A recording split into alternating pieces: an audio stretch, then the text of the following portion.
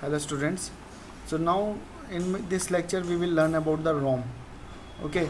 So after completion of the ROM you will complete the uh, first part of this unit, and this unit has the two parts. One is the memory and another is the 80 starting of the 8051 microcontroller. Okay. So in this lecture we will learn about the ROM. ROM is used basically for the permanent storage of the data, but in the permanent storage also there are so many types of the things which are important regarding the ROM. For example, if we need sometimes the ROM is used for the permanent storage, especially for the permanent storage, and this is manufactured by the manufacturer, and this data is used by the manufacturer for some important products. So for example, where no need to change any type of the data. For example, if you have a red light, and this for the red light automation we can use the permanent storage of the type of the ROM, and for such case we can use the mask ROM. Sometimes we need to change the data again and again, then we need some programmable kind of the ROM.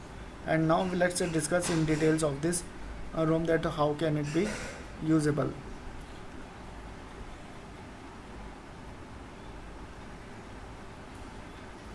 The term mask, so mask ROM is used in IC fabrication, since the process is costly, and mask ROM is used when the needed volume is very high.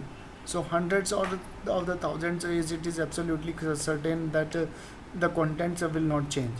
It is common practice to use ultraviolet EPROM or flash ROM for the development of the phase of a project, and only if FR of the product, the code and the data or the data have been finalized is the mask version of the product ordered.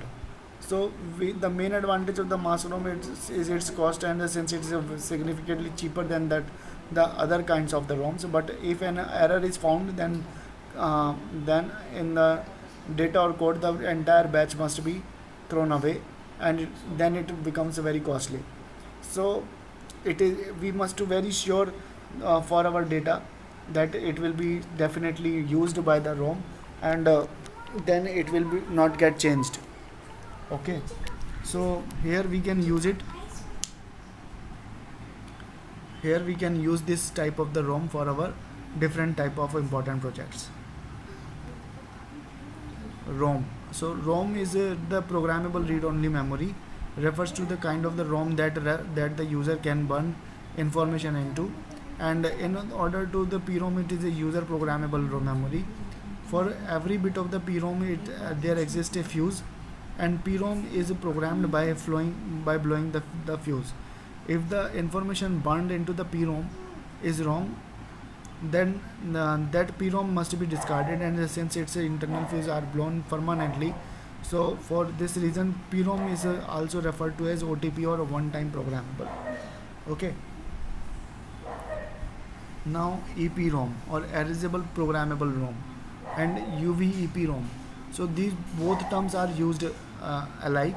So you can see in the picture that there is a space where we just blows where the IC is exposed to the ultraviolet rays, and it is optically sensitive, and ultraviolet rays are thrown on it on this type of the device, and for some time, and the complete data can be deleted from this type of from the PROM, and then it is again, then it can be easily again you can say programmable. So that's how we can use this type of the ROM. So in my next lecture I will tell you some other ROM structures also. So thank you for this lecture.